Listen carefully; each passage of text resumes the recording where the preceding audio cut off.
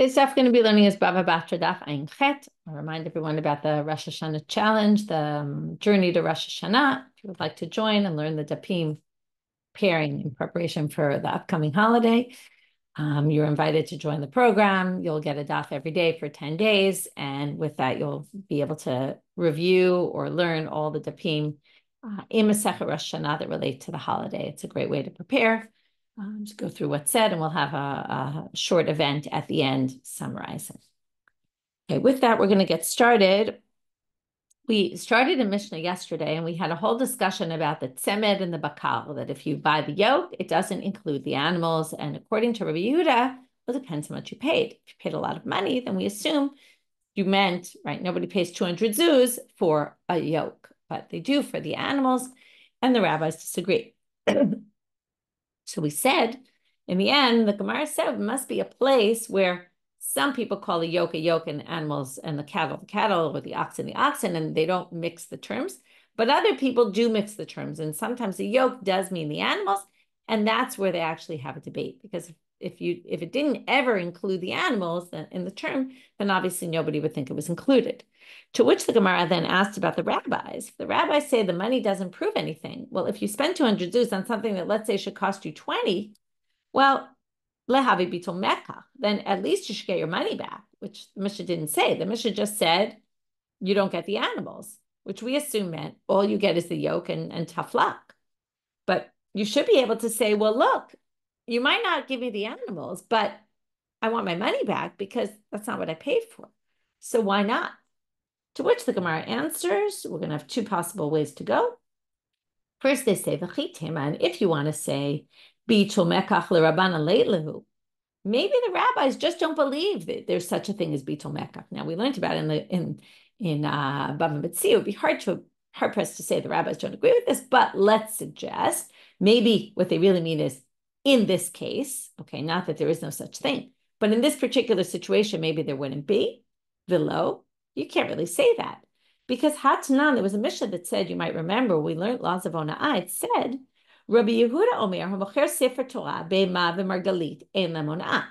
These three things have a unique halacha, a Sefer Torah, an animal, or pearl. There's no laws of Ona'ah. You can pay any price, and people are willing to pay any price, so there is no such thing as overpaying.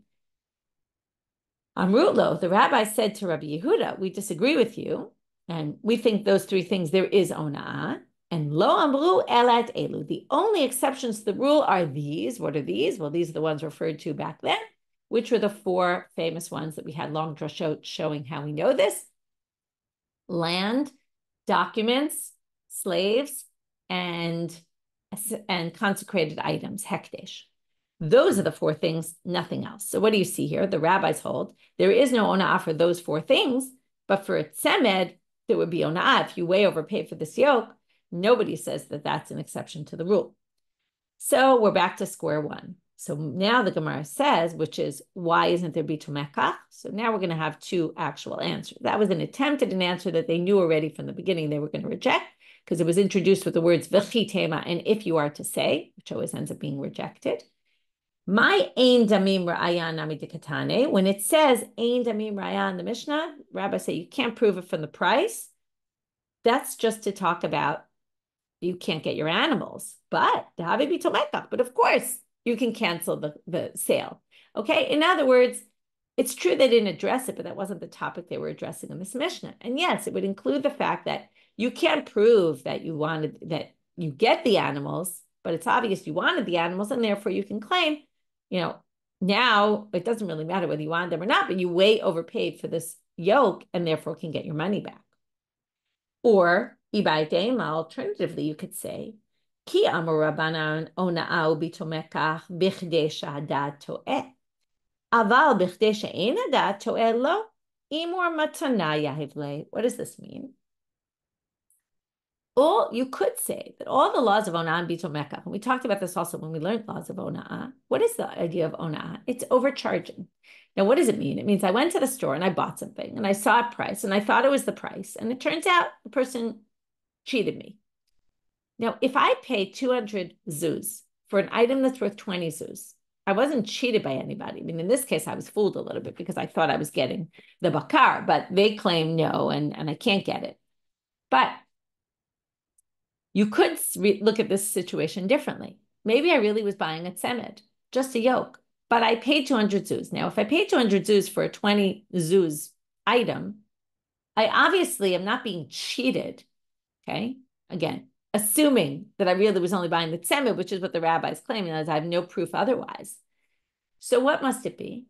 Maybe I wanted to give a gift to the person who was selling it, and they didn't want to accept. People don't like getting gifts. So I said, I'll buy something, and I gave them, like keep the change, right? You give a $100 bill and you say, keep the change for a $2 item. Okay, that means I wanted to give them a gift, and this is how I gave them a gift. And therefore, laws of onah don't apply. Here are the interesting words they use. B'chadei shadat to'ah. They only apply for, now what's the price? What's the bittul mekach?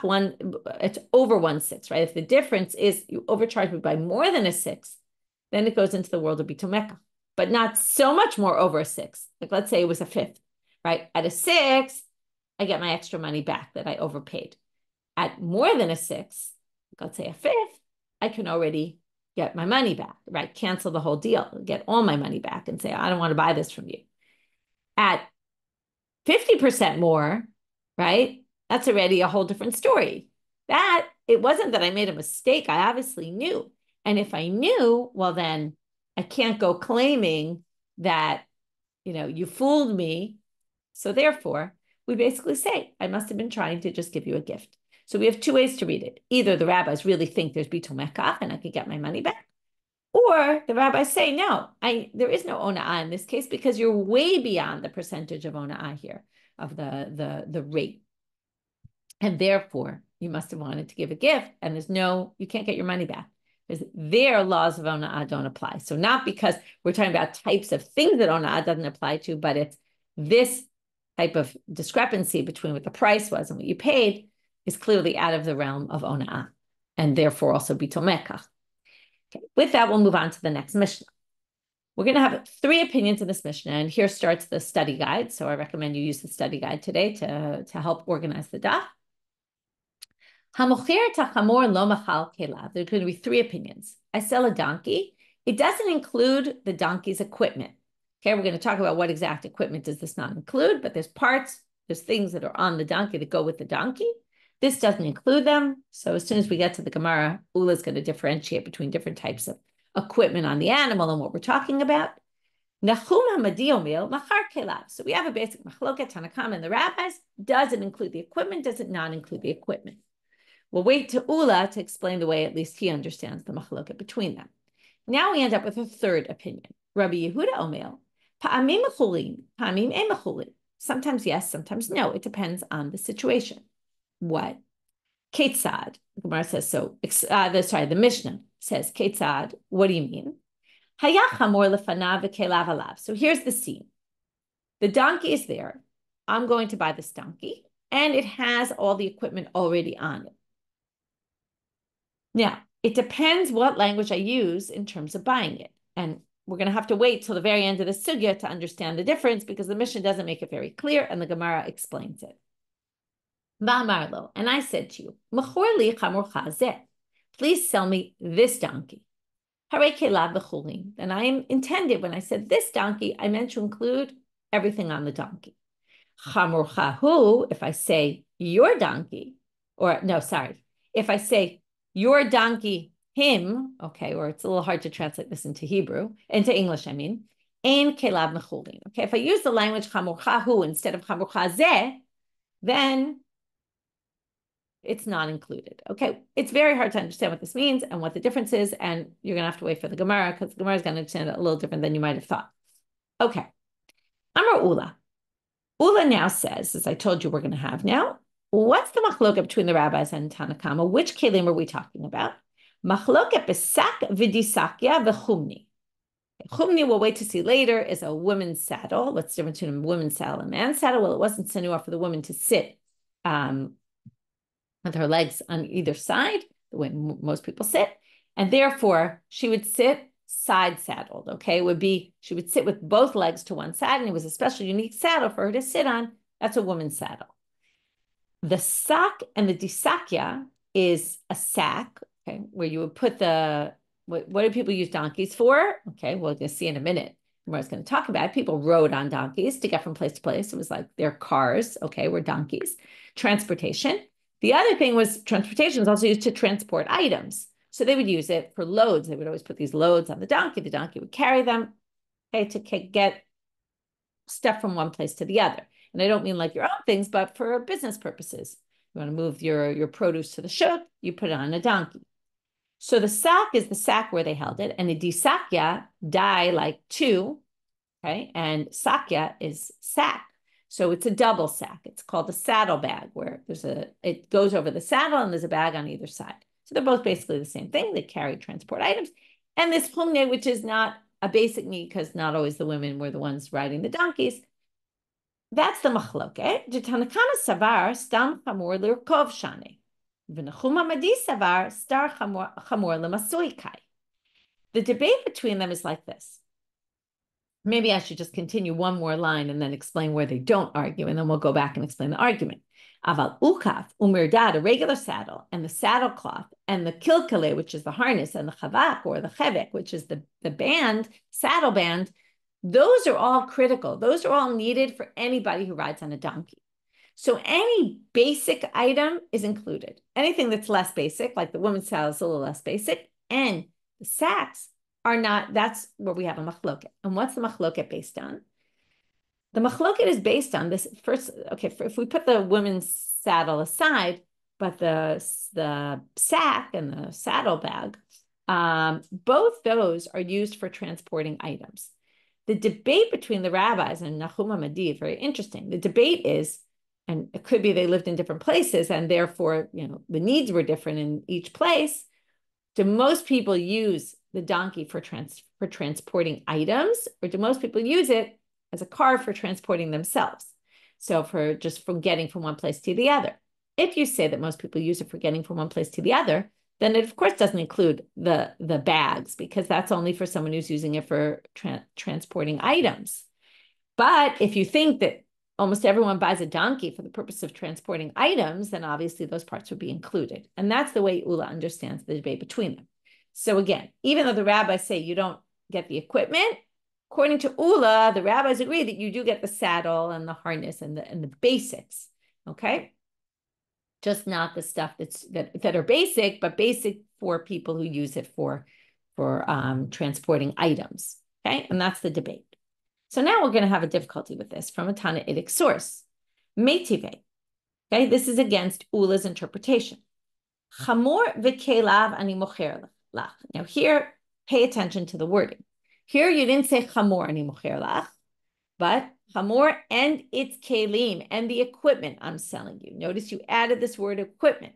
Our Mishna, we assumed you didn't say the word equipment. If you said equipment, we'd include the equipment. But here, only because you said and the equipment, we're going to see what they say. What equipment is included? We're going to make the exact same distinction Ula made. The problem's going to be that that's because he said kelav. Sounds like if you didn't say kelav, you wouldn't get any equipment. So let's read inside. So what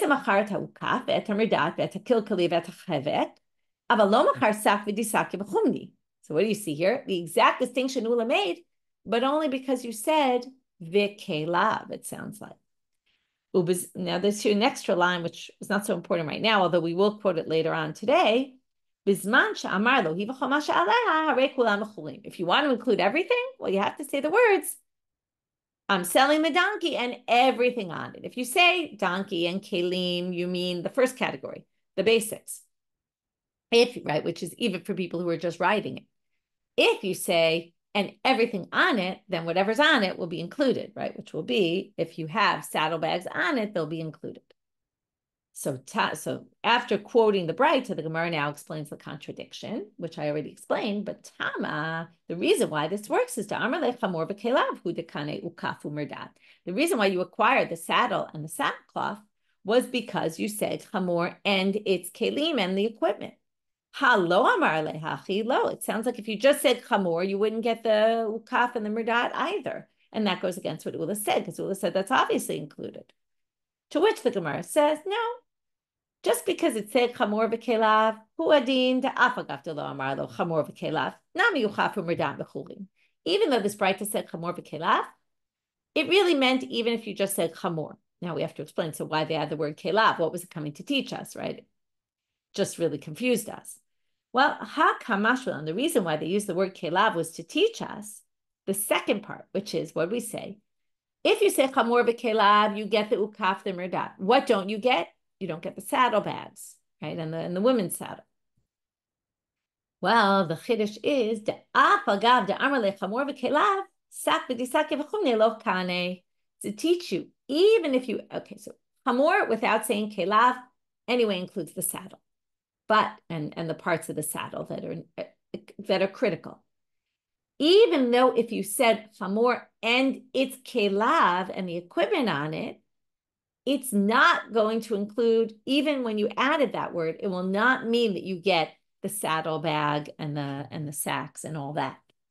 Okay, and that is why it says it, and therefore it's not a difficulty for ula at all, because we still make this distinction, and then basically we're going to say the law is the same whether you said chamor by itself, because that automatically includes the basic kelim, and even chamor v'kelav is still only going to include the basic kelim. If you want to include the ones that are meant for transporting items for business, then you would have to say hu v'chomashe alav. Okay, the donkey and everything on it, everything then would include it. But kelim stam, without saying what kelim, would not include them. Okay, we resolved that issue. We have one little side thing, which is what is kumne, my kumne, amalav papa brashmuel, merkavta denashe. That's the saddle for the women, or a special seat really for the women that they would have in order to sit side saddled. Okay, now we get to a big question. The structure is going to be like this. We're going to have a question about this machloket between the rabbis and the Chuma Madi. And then we're going to bring 3 attempts to answer it. One from the Brayta we just quoted, relating to Ula, that we thought was a difficulty with Ula. 2, we're going to quote a line in our Mishnah. And then 3, we're going to quote the Mishnah before. And each time we're going to try to say, oh, this proves this, right, this side of the answer, because we're going to have 2 options. Is it like this? Is it like that? And in the end, we're going to reject each one of them. So we're going to end up without an answer to this question. They asked the following question. Be'odan alav machloket?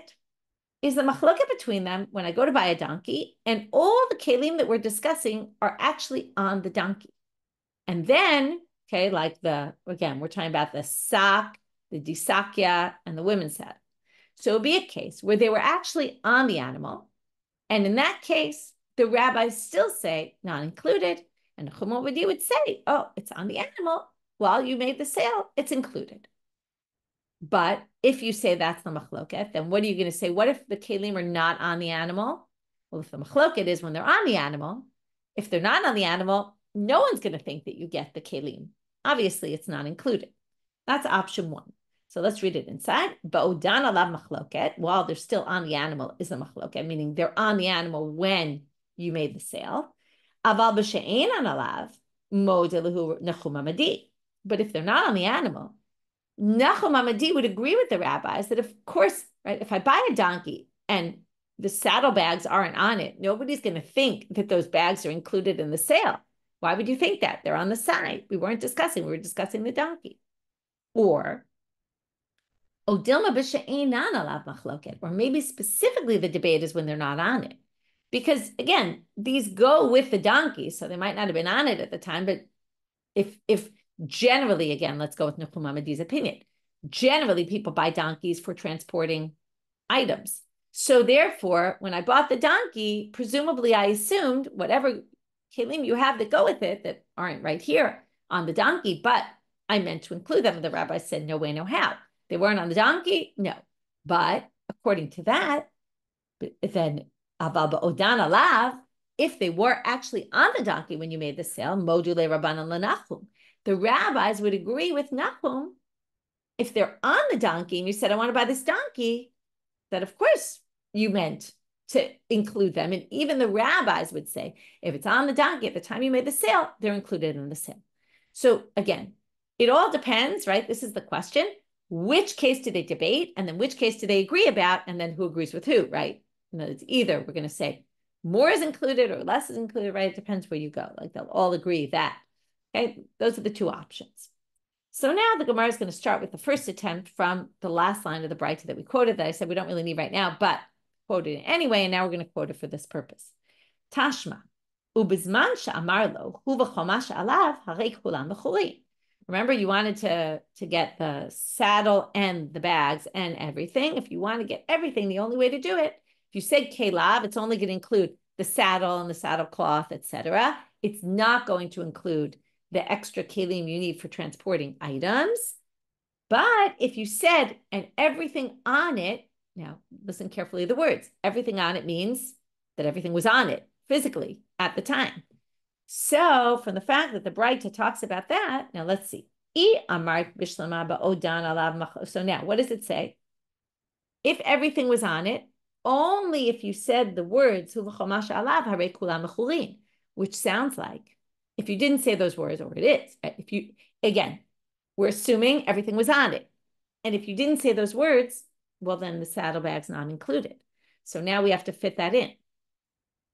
If you say ba'odan alav machloket, that they disagree specifically in that case, then it works perfectly. Because then you have the rabbis saying, even if it's on it, if you didn't say the words, everything on it, you just said equipment, right? Then hamane rabbanani, that would be rabbanan, who say all those, the sack, the saddlebags, not included because that's the rabbi's opinion.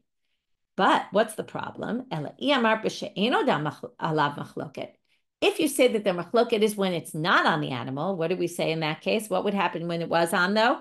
Even the rabbis agree that everything's included. Well, that doesn't match what it says in this Braita. Because of according to that option, everyone agrees that if it's on the animal, everything's included. Now, that's not what this Braita says. Because assuming, because it said the words alav in the end of that Braita, we assume, saying, the animal and everything physically on it right now. If it means everything physically on it right now is only included if I use those special language, but if not, it's not included. Well, that's nobody's opinion according to this option. Because according to this option, that the machloket is when it's not on the animal, but if it's on the animal, of course it's included. Everything's included in the sale. That's definitely not what this Braita says. And then, Hamane, this Braita has nobody to follow because it's either the rabbis or Nachum Hamadi, and they don't even disagree in this case. They all agree that everything's sold. So doesn't make any sense. Must be option one, which is ba'odan alav machloket. They actually disagree when everything's on the animal.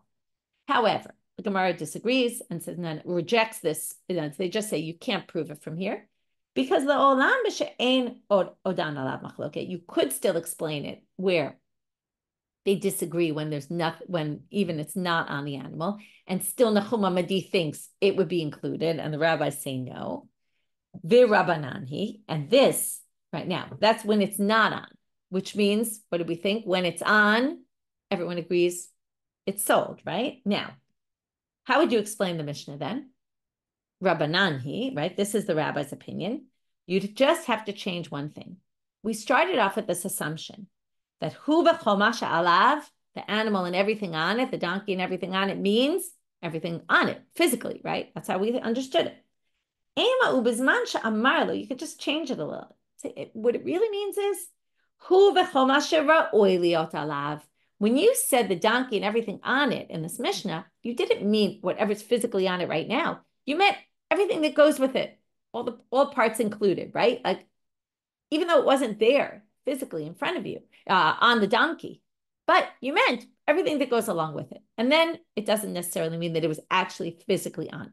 So the whole way we started this proof was to say it's obvious that everything was on it, and then we see that someone says no, and then that must be the rabbis, and it must be that they disagree in this case, which means this is the case they disagree about. But we then didn't prove that because we could really understand that the Braita is actually referring to a case when it wasn't on, and just reinterpret that a little bit. It's not such a crazy reinterpretation. Next attempt, Tashma. Rabbi Yehuda Omer. Now we're in our Mishnah. Notice what Rabbi Yehuda says and why this would be a pretty obvious proof of which answer it is. Because our Mishnah has Tanakama, then it has Nachum Hamadi, right? Tanakama says doesn't include the Kelim. Nachum Hamadi says it includes the Kelim. And then comes Rabbi Yehuda with a third opinion. What does Rabbi Yehuda say? Pa'amim mechulim, pa'amim she'ein mechulim, right? Sometimes yes, sometimes no, and they actually don't quote the important line. The next line, if you go back to the Mishnah, is Ketzad. How does it work? Haya chamor lefanav v'kelav alav. Notice what Rabbi Yehuda says it explicitly. There was a donkey there with the kelim on the donkey. And then it depends whether you said this or whether you said that. That's not so important right now. But the point is, Rabbi Yehuda explicitly states that the case we're discussing is the kelim are on the donkey. So that would make it pretty obvious that, right? My lav, my dekamar tanakama, kai Rabbi Yehuda. Now, here comes the jump, though. If Rabbi Yehuda says we're talking about a case where kelav alav, we're assuming that Nachum Mamadi and the rabbis who disagree with Rabbi Yehuda, who basically appear in the same Mishna in, they said this, they said that, he said that. Well, must be they're all talking about the same case because they're all arguing about the same point. So if Rabbi Yehuda says it's a case where the kelim are on, then the rabbis and Nachum Mamadi must be also saying it's a case where the kelim are on, and they debate, they argue. So that must be the case they argue about. To which the Gemara says, no, not necessarily. And we'll turn Talmud bet now. So Rabbi Yehuda, milta achrite kamar. No, he was saying something else. In other words, there's a machlok at rabbis and Rabbi Natan, and we're not sure which case it's in. Maybe Odan Alav, maybe not. If you say Odan Alav, then Rabbi Yehuda is just a continuation and talking about where the kelim are on the animal. But you could say they were discussing when they're not on. And Rabbi Yehuda comes and says, well, if they are on, it depends on what you said. Okay, and then, right, they disagree with him because the two of them agree that Ba'odan Alav, no matter what it's included, and Rabbi Yehuda comes and says it depends. So it's another possible reading of the Mishnah, which means we don't really know how to read the Mishnah, and we don't have an answer to our question. The third answer, as opposed to the Stama de Gemara talking, where we don't know who brought these as possible answers, here we actually have a name of someone who brings it. Amrle Ravina le Rav Ashi. Ravina says to Rav Ashi, let's learn it from the previous Mishnah. Tashma, where we learned yesterday, macharta karon lo macharta pradot. Okay, now we're going to have not just the Mishnah, but the Gemara we learned about the Mishnah and the conclusion we came to about the Mishnah. So what is that? If you sell the wagon, it doesn't include the mules or perhaps the sticks that go along with it, the guiding poles. Vitane Rav Tachlifar Bamar Arava Kamed Rabbi Avav. Remember, Rav Tachlifar brings this bright in front of Rabbi Avav that says, Macharta Karon, Macharta Pradot. It is good, it's Chazara, what we did yesterday, and we'll go through it pretty quickly. So if you sell the Karon, it includes the Pradot. So Amrale, Ha Anan Lo Machartnan, but Rabbi Avav says it. Didn't our Mishnah say, Lo Macharta Pradot? And why does your bright to say Macharta Pradot? It includes the Pradot. Amarle, Ismiye. So the Rav Tachlifa said, should I get rid of this Braita? Amarle, lo. He said, no, don't get rid of it. Why? Titargem matnitach ba'adu kimbo. Explain that your Braita is talking about when they're tied onto the wagon. Then it goes with the wagon. But the Mishnah, right? Michlal de matnitim b'she'en adu kimbo. The Mishnah must have been talking about where you sell a wagon and the pradot, let's call them mules for our purposes right now, and the mules were not tied on. Now, if the previous Mishnah is talking about mules that are not tied on, a wagon where the mules aren't tied on, we can assume that our Mishnah is talking about midiresha b'she'ein odan alav, when the mules are not on the wagon. Seifanami b'she'ein odan alav. We can assume that our Mishnah, Resha Seifa often at the beginning part of the Mishnah, the second part of the Mishnah, but here it's often used also as earlier Mishnah and a later Mishnah, right? These Mishnayot are in order, and that comes right before this. If that's talking about a case where they're detached, this must be talking about a case where they're detached as well. And that's their proof. So now, as opposed to the first two where we tried to say, it seems like the Mishnah is talking about the machloket is when the kelim are on, this one seems to be saying the kelim are off is the machloket. And based on the context of the previous Mishnah, to which the Gemara rejects this entirely and says, your theory of let's look at the previous Mishnah and that will determine what our Mishnah is talking about is wrong because Adraba, according to what you're saying, you could come to the opposite conclusion and therefore you can't really conclude anything because Maresha. Let's look back at the Mishnah before that. We started our chapter with the boat. What did we say about the boat? Machar tasfina, avalo machar lo avadim velo antiki. Now, it doesn't include the sale of the slaves and it doesn't include the sales of the antiki. Famrina, my antiki. And they asked, what is antiki? Amarav Papa, iska de bigava. What's that? It's exactly like the bags, right? There's the martzufim, which are the bags. They skip that one, but it's the cargo that's in the ship. Okay, now What is that talking about? It's actually in the boat, okay? It's there. Umi deresha ba'odan alav, sefanami ba'odan alav. And then you'd say, okay, there it's in the ship, and there, in our case, then it would be on the animal. So basically, your theory doesn't work at all. Elatani mila mila katani. Each Mishnah is its own world. It has its own details and depends on the scenario. So you can't learn it from the previous Mishnah, because from the Mishnah before that, you could learn the opposite, right? First Mishnah says it's the early Mishnah, the boat, it's on the boat. The second Mishnah, it's not attached. And then this Mishnah could go either way, so we don't know. We're left with no answer, and now we're going to move on. Now we get to the siman, and this is a siman actually for the 6 people we're going to talk about right now. Amar Abaye, and this is a common thing that happens in the Gemara. There are actually people, did a search once on this, I mentioned it before in class, who are known to say this a lot. I believe it's Abaye and Rabbi Yochanan, from what I remember. You can do a quick search for it in Safaria and look up the words kulu sfira lahu, okay, which is, this is, and sometimes it's just said by random people, okay? There's some places where it's just one person says it and it's the only time they ever said it, and it's not any sort of pattern.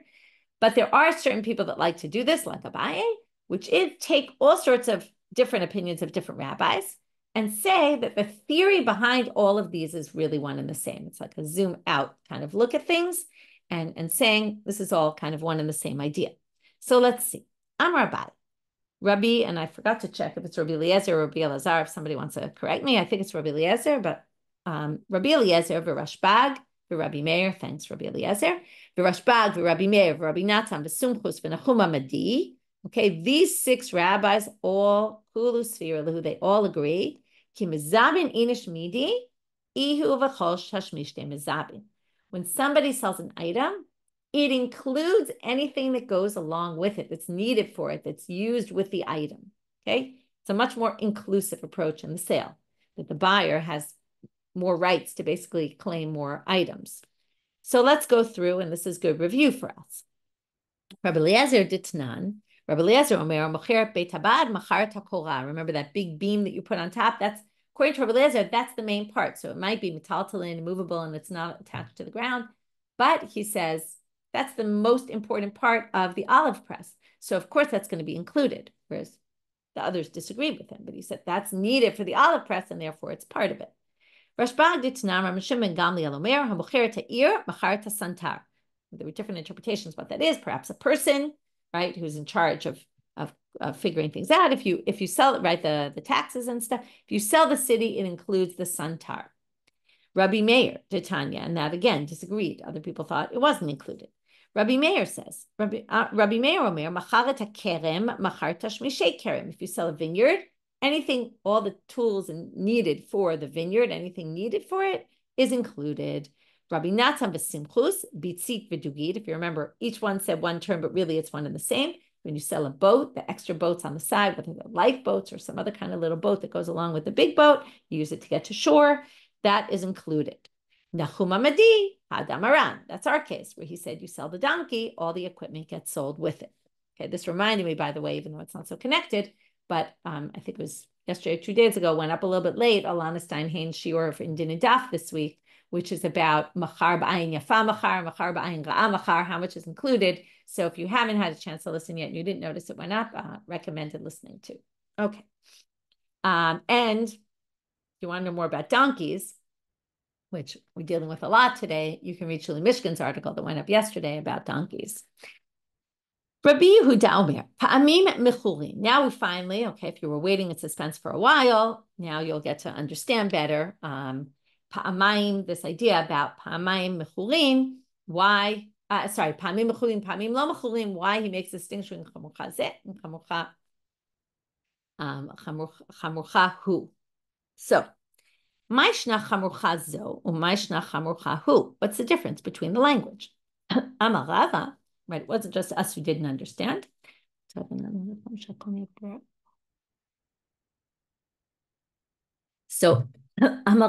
Chamurcha Zo. When I say I want to buy this, you're saying 2 things. It's a bit of a weird language if you try to translate this. Your donkey, this, right? Or this one that's your donkey. Now, I could have just simply said, I want to buy your donkey. So why did I add the word zo? Not so important to add that word.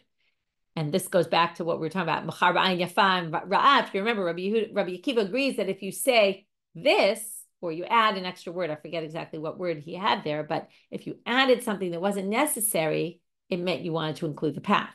Normally you don't, but once you add, it means you want to include something else. So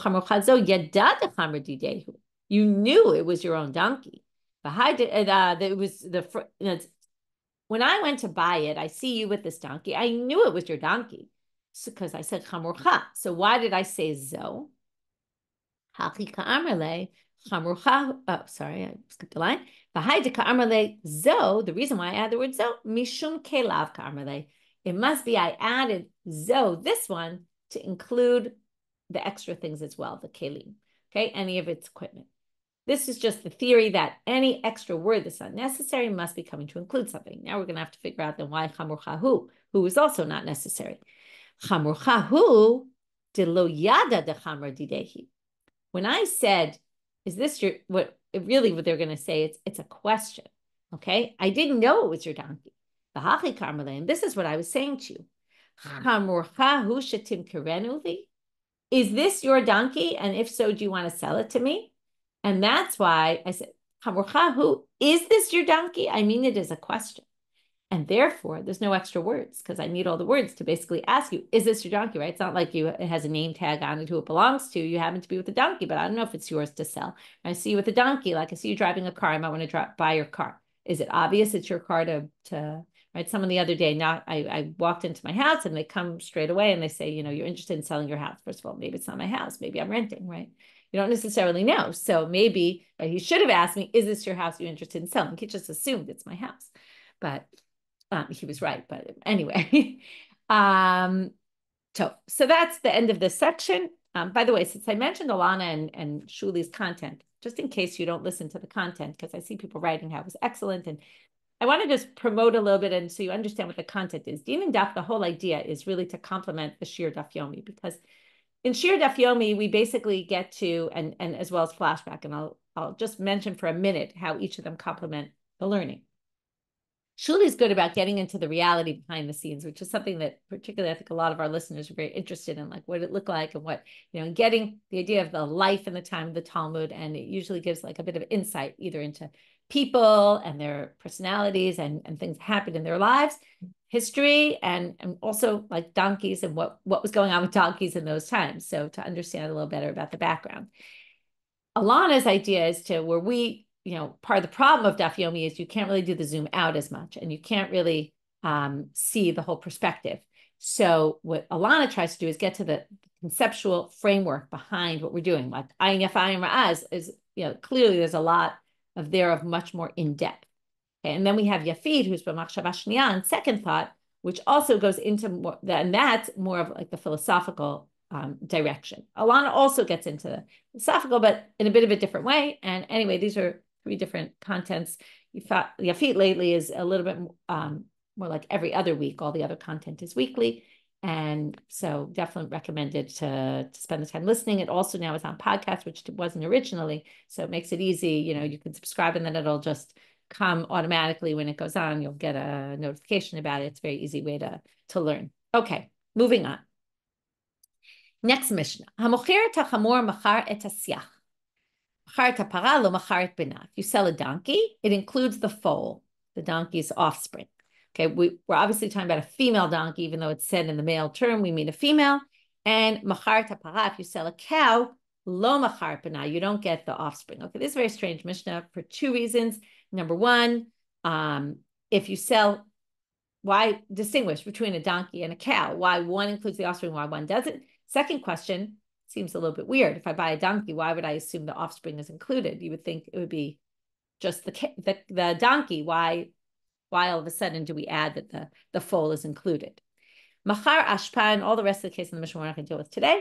Machar ashpa, if you sell a place where they put all the garbage, but to use it for fertilizer, machar zivla, then all the fertilizer that's in there is sold with it. Machar bor, machar memeha, you sell a bor, you get the water with it. Machar kaveret, machar dvorim, you sell a beehive, you get the the bees with it. Machar shovach, machar yonim. Okay, you sell a dovecote, you get the doves with it. Hechidami. Now the Gemara wants to understand this case of the getting the foal. Ida amar lehi ubana. If you say she and her offspring afilu para ubananami, then there should be no distinction between the two cases. And then if you actually said I want the offspring, the son, then you would get both. For both, you would get the son for both cases, the para and the chamor.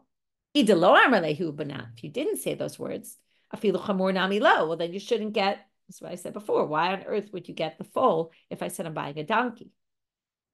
Amar Papa says it must be, and this is what we do when we say there's a new kimta. We're going to say the Mishna is talking about a particular case.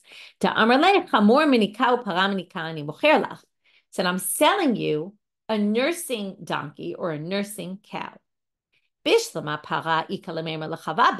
if you say I'm selling you a nursing cow, or I say I want to buy a nursing cow, it could be what I mean is I want the milk. But you can't drink the milk of a donkey. A donkey's not kosher. You can't drink its milk. So what purpose would you be saying minika, nursing one, if not for the offspring? So shmamina ki ubanaka armale. So it must be you meant both the son and the donkey. Now the big question, which leads us totally off on a tangent, is amai karela siyach. Why did it call it a siyach? Now, some people say there's a different term, and that's why they're asking why use this term and not another. But I think the more obvious is, why does it say by the para, bina, its son, and by the donkey, it says siyach, where it gives it a name. And the main thing they were going to do is darshan it. Shemahalecha char sichana, because it answers to, and this is always a play, you can switch sin and samach and drashot, answers to soft language. Okay, this could mean one or two things. The Rashbam says it means that the young listen and the old are very stubborn and don't listen, which is funny. Like in humans, it's sometimes the opposite, right? The kids never listen, but grown-ups maybe listen more. I don't know. But sometimes a little easier to get them to cooperate, depending on what you're asking. So that's positive. It's a little hard to understand this though in a positive way, because in a minute they're going to use this in a very negative way. They're going to go off on a slew of drashot about something else entirely. But because they're going to have this root, samach, yud, chet, and darshan it in the same way here, that's why this is brought. It could be that what it really means is they easily, and this is what it's going to mean in the next sugya, is they easily follow people who, say, oh, come with me, and they'll just go, and they'll be swept away to do bad things by sichana'ah, whereas the older one, less so. Okay, so either which way we understand it, that's the drasha. Now we're going to move on to a slew of drashot from some, let's say, something complicated psukim. At the end of Parshat Balak, it's actually not Balak who says this, even though it's very poetic and it sounds kind of like Balak. But at the end of Parshat Balak, they go and they fight, the Jews fight against Sichon, and they have there's this whole, they end up conquering the land from Arnon to Yabok. And then it has this whole section. Okay, we're in chapter 21 of Bamidbar, verse 27. Okay, so they basically say that Heshbon was Ir Sichon, and Hu Nilcham b'Melech Moab. They're getting some history. It was taken from Melech Moab. And as they conquered it from the Moabites.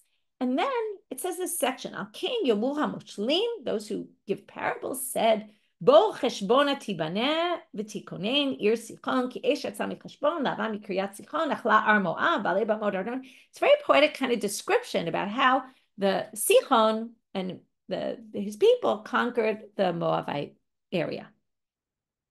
It's very strange, and now they say, well, it must be there to darshan. So Rav Nachman says in the name of Rabbi Yochanan, "My directives, al ken yabru hamoshlim." Who are the moshlim? Hamoshlim elu hamoshlim biyitzram. Moshlim, okay, first of all, I said is people who say parables, but moshlim is also to rule. What does it mean to rule? The people who rule their yetzer, meaning people who can conquer their evil inclination, which are the good people.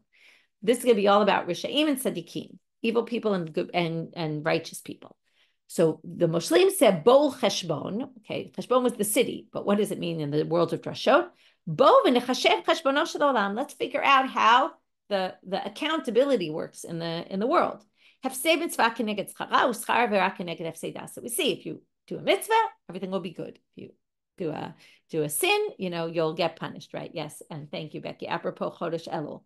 Now that's the same thing, basically, the same word double, the same meaning. It must be relating to both. It will be good for you in this world and in the next world.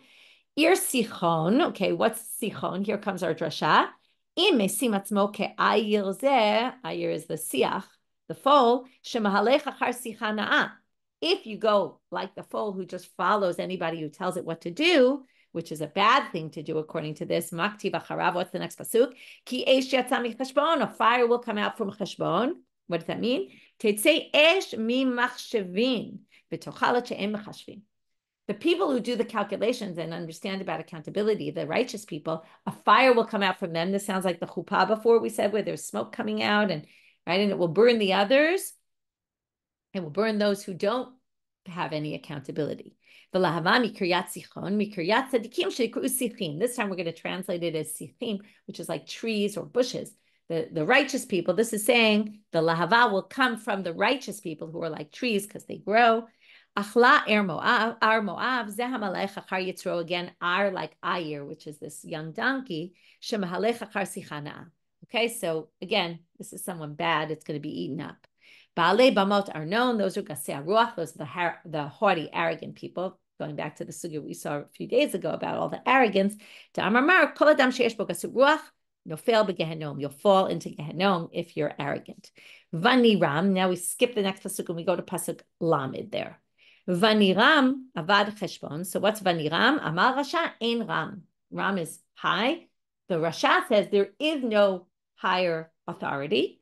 Avad cheshbono shalom, lost all sense of accountability. Ad divon, what is this? Amar kadosh baruch hu hamten ad sheyavo din. Divon like din. God says, I will ultimately, wait. You will get your punishment. Vanasim. I'm just going to finish this another 3 lines. Vayasim ad nofach. Meaning I'm going into the next daf a little bit. What's ad nofach? This is just the whole pasuk. We're just chopping it up into pieces and darshaning each part. Nipuach is to fan the flames. Usually to get the flame going, you need to fan it. If you don't need to fan the flames, it means it's a really strong fire. That's the strong fire that's going to destroy the evil people. Ad meidva ad shtadiv nishmatam. Meidva from da'ava. Da'ava is lo tosifu the da'ava od, like to be really pained. So until the neshamot are really pained, their souls. Some people say ad avid madbai, until God does whatever God wants. In other words, without limits. The evil people will be wiped out and destroyed. Okay, so how did we start today? We started with this bitul mekach. Is there bitul mekach to the rabbis? In that case, perhaps yes, perhaps not. We gave 2 possible explanations. Then we went to the donkey, what's included, what's not included. We had 3 opinions. And then Ula, who basically said the machlok, it's really only about the extra things that are for the merchandise and not the basic items of the donkey, which are obviously included. We had a contradiction from a Braita. We resolved it. Then we had this question: is the machloket when the kelim are on the donkey and off? Everyone agrees, of course, it's not included. Or is the machloket when it's off the donkey and when it's on? Everyone would have agreed that it is included. And then we brought 3 attempts to try to prove that to an answer. We didn't get to an answer. We had a Bai who brought together all these different opinions that we've been learning over the past number of weeks, combine them all and saying these people all have the more inclusive approach in terms of more things are included in a sale. And then we understood the difference that Rabbi Yehuda did between chamur chazeh and chamur chahu. We turned chamur chahu into really a question. And then we ended with this selling the donkey. If you sell a nursing donkey or a nursing cow, the nursing cow doesn't include its young, but the nursing donkey does, because you have no other reason to want a nursing donkey unless you want its young. Whereas for the cow, you can have it for its milk. From there, we got to the drashot, why call it a siyach in the Mishna. From there, we got to a drashot. They follow anyone who kind of says something, again, could be positive, could be negative. But then we bring a slew of drashot where we darshan that word to be negative, that you follow anyone who tells you what to do, and that causes you to stray from God. And what will happen to those who keep with God? What will happen to those who stray from God? With that, wishing everybody a good day.